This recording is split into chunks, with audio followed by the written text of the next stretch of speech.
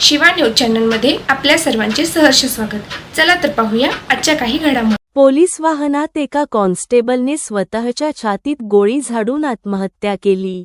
ही घटना कलबुर्गी शहरातील जगत सर्कल येथे घडली।